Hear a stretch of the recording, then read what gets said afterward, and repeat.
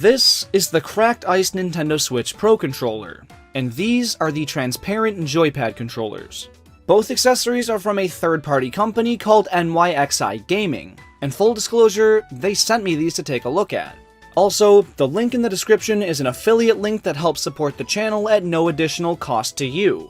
But that doesn't mean I'm gonna filter any of my honest thoughts about these. If I don't like something, you'll be made aware of it. And if this product is not for you, I want to help you realize that. So, with that said, let's go. Before we get to testing any games with them, we gotta talk about the build quality and overall how they feel in the hands, because if they're awkward to hold or feel flimsy, they're flat out not worth it.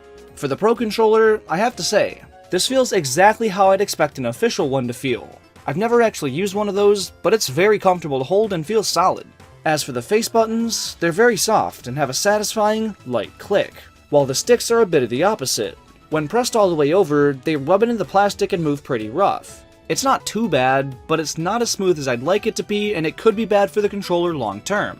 And the triggers aren't very ideal either. The front ones feel fine, but the back ones are a little weird. They look like they can be pulled down, but there's really only a small press, which is strange and far less natural feeling. I will say though, this thing has quickly become my preferred way to play games on the television. It's so much more snug in the hands, and the sticks are way more loose and movable than the ones on the standard Joy-Con. This is true for all of their Pro Controllers, but the Cracked Ice one just looks so much cooler. The way the LED light illuminates through the cracks makes this thing look so badass, and it's by far one of the nicest looking controllers I own. The transparent Joy-Con ripoffs, on the other hand, look far more plain and simple, even if the LED circle around the sticks does look pretty nice. Where they lack in style, however, they more than make up for in substance, because these things are an absolute game changer for handheld play. The biggest reason for that is their bulkier design. Unlike the base Joy-Con, which are flat and provide no support, these things have some actual beef to them, and it makes holding the console so much easier. The sticks on these bad boys are smooth as butter, especially compared to the Pro Controller. The left one has an actual D-pad, all the buttons are mushy and nice, and the triggers, while kinda small, are super clicky and I love it. They can even be charged individually via USB-C, so if you've got a different pair connected to the console, you can have these ones set to go. Generally speaking, these are both pretty well designed accessories, but how well do they handle actual gameplay? Well, we're gonna test them with a couple heavy-hitting titles to hopefully highlight all their strengths and weaknesses. Let's start with the transparent joypad controllers when attached to the system and playing in handheld mode.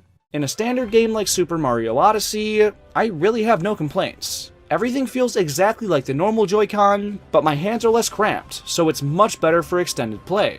And I feel so much better about carrying the system out and about with these things on, since I'm holding more of it, and even if I were to drop it, they would absorb most of the impact. When you detach them and play in tabletop mode, there's again no noticeable difference between these and the stock Joy-Con.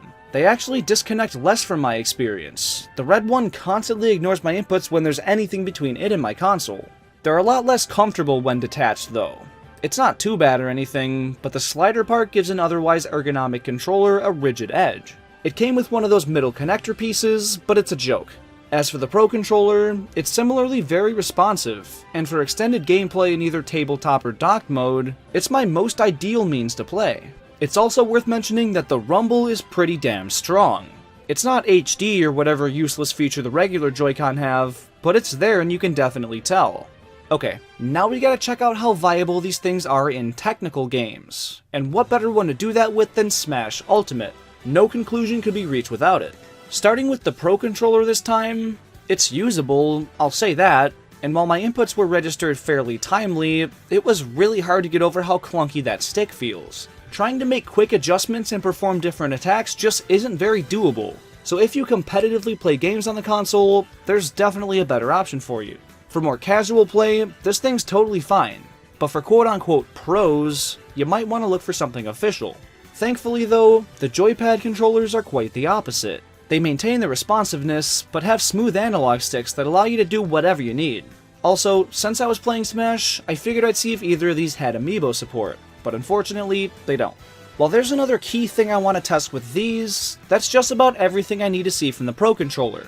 The verdict is, it's a perfectly usable Nintendo Switch Pro Controller, and it's a very nice looking one at that. The price of $46 is definitely reasonable, but you can find a used official controller for around that same price, so it's a tough call. You're not really missing out on any features, besides the NFC reader, but a Nintendo-made one is probably gonna last you a bit longer. I'll let you make the call though. A used but solid official controller, or a brand new, sweet-looking controller that may not be as reliable long-term.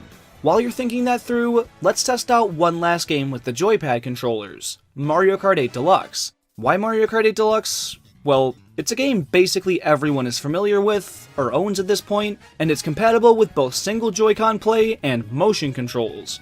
As for playing with these things on their side, it works, but not very well. As mentioned earlier, the left controller has a D-pad, so when sideways, it can act as 4 individual buttons. I mean, it can, but it's clunky as hell. The right side doesn't have that issue, but it's still not great. The bulkier design was intended for use when attached to the console, and sideways it has the adverse effect, making it very uncomfortable to hold and preventing you from using any accessories. Piece of shit.